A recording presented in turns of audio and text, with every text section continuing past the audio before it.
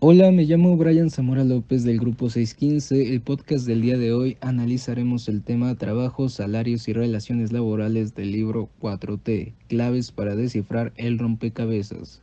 El tema se divide en 5 subtemas, para ello explicaré brevemente cada subtema para al finalizar el subtema dar mi análisis. El primer subtema es las reformas laborales neoliberales y el bienestar de los trabajadores.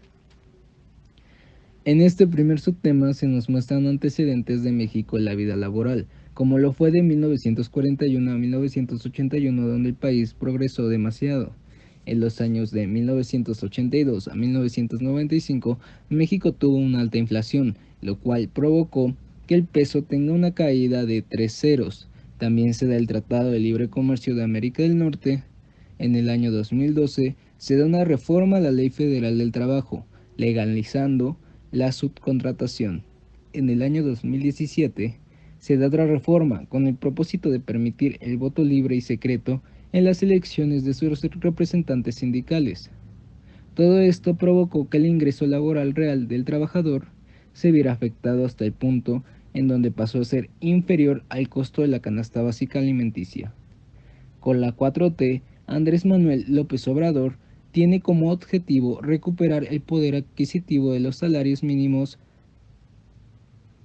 proteger los derechos de los trabajadores y garantizar la representación de los trabajadores en las negociaciones contractuales. Al iniciar su periodo, aumentó el salario mínimo considerablemente, dado que con gobiernos anteriores el salario mínimo se había estancado y su aumento era el mínimo. Como conclusión a este primer tema, yo creo que la 4T tiene objetivos complejos, pero con estrategias funcionales. Busca mejorar en el ámbito laboral y económico de los trabajadores, pero estos objetivos están basados en que se cumplan en un periodo determinado. Asimismo, el objetivo es igualar la balanza de los trabajadores y empleadores para un beneficio mutuo, y no solo el beneficio del patrón.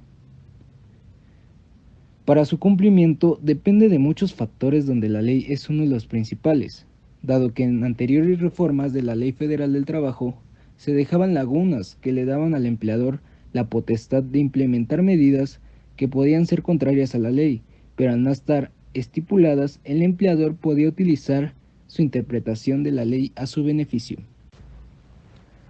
El segundo subtema es la economía y la política del salario mínimo en México. Este subtema nos habla del salario mínimo, el cual busca como objetivo garantizar un consumo y acceso a bienes y a servicios básicos para los trabajadores. Durante la mitad del siglo XX a 1977, el salario mínimo real tuvo un incremento, pero durante los años de 1981, 1982 y 1994 a 1995, México perdió 2/3 del poder de compra del salario mínimo debido a la alta inflación. Desde 1995 a 2017, el salario mínimo se mantuvo estancado. En el poder de López Obrador, el salario mínimo real tuvo un aumento significativo desde su primer año, y en el año 2019 agregó el salario mínimo real en la zona libre de la frontera del norte.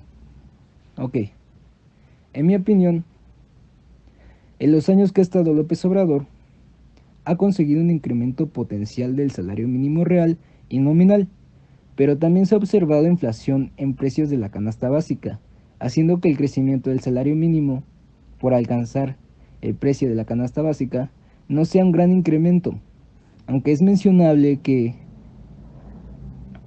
en años el salario mínimo real como el nominal no habían tenido un progreso tan significativo. Ahora, hablando del salario mínimo real de la zona libre de la frontera norte, considero que no es muy igualitario, porque si se busca eliminar o disminuir una brecha entre los trabajadores con poca estabilidad económica y la pobreza, este remedio solo enriquece más a los estados de la frontera norte. El tercer subtema es la reforma para regular el outsourcing. En este periodo de López Obrador, el presidente modificó las leyes de trabajo y la ley del Seguro Social, con el propósito de prohibir el outsourcing e insourcing.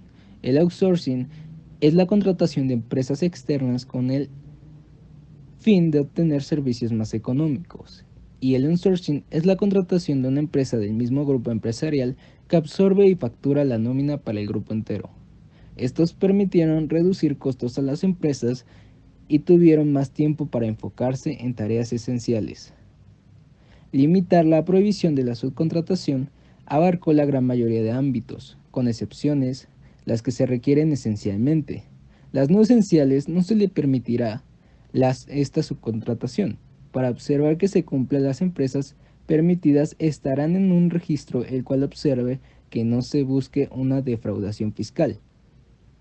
Yo opino, la subcontratación genera efectos negativos al trabajador y beneficios al patrón, dado que el patrón, gracias a la subcontratación, consigue evadir las obligaciones patronales y el trabajador no genera antigüedad en la empresa y su trabajo es malbaratado, pero con la modificación de la Ley Federal del Trabajo de López Obrador, esto actualmente ya no se puede hacer legalmente.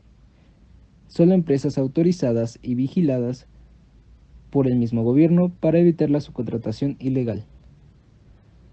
López Obrador, al limitar la subcontratación, provoca que muchos trabajadores tuvieran todos sus derechos del trabajador y que los patrones o empleadores no pudieran evadir sus obligaciones patronales, equilibrando un poco el sistema laboral.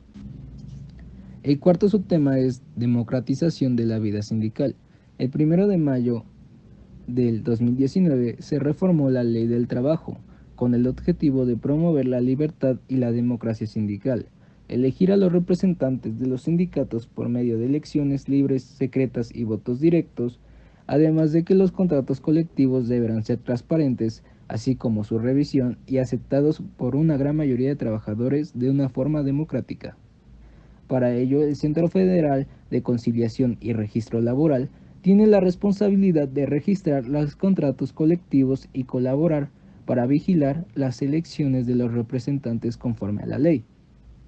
En México existen dos tipos de sindicatos, los charros y los sindicatos blancos, los cuales estaban del lado de capital.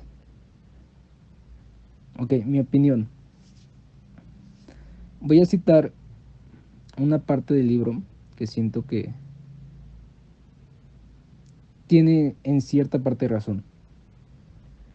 La reforma busca reducir significativamente la posibilidad de control político directo en los sindicatos y la ineficiencia de estos mismos.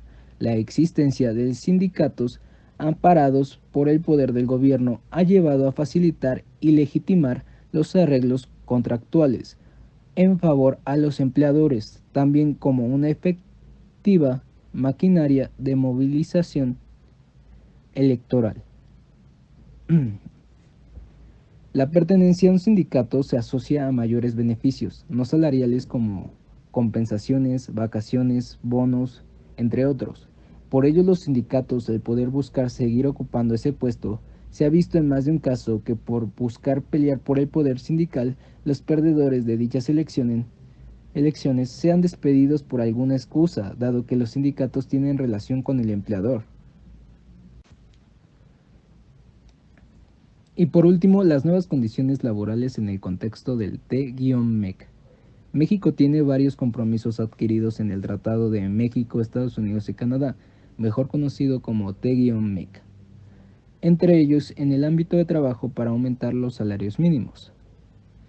En mi opinión, la vigilancia y el cumplimiento de los compromisos mexicanos en este tratado representan un mecanismo adicional para consolidar los cambios que favorecen a los trabajadores. En mi opinión del tema trabajo, salarios y relaciones laborales con la 4T, tienen objetivos complejos pero con estrategias funcionales, busca mejorar en el ámbito laboral y económico de los trabajadores, ha logrado en el tiempo que lleva prohibir o limitar actos donde el único beneficio era el empleador o el patrón. Con la 4T, hablando laboralmente, busca un equilibrio donde el beneficio sea mutuo y al trabajador se le pague lo justo por su trabajo. De los mejores beneficios que se han visto actualmente conforme a la 4T es el aumento del salario mínimo real constante de cada año. Finalmente, puedo concluir que la 4T está buscando igualdad de ambos lados. Busca recuperar algunas necesidades y beneficios que el trabajador tenía o debería de tener, así como sus relaciones laborales que se han visto mejoradas. Falta mucho para que esté equilibrada la balanza, pero la 4T, desde mi punto de vista, ha conseguido dar ese paso para buscar algo justo y digno para los trabajadores mexicanos. Aunque no todos los puntos de la 4T tengan métodos sólidos por diferentes factores en cuestión laboral, la 4T es considerablemente buena.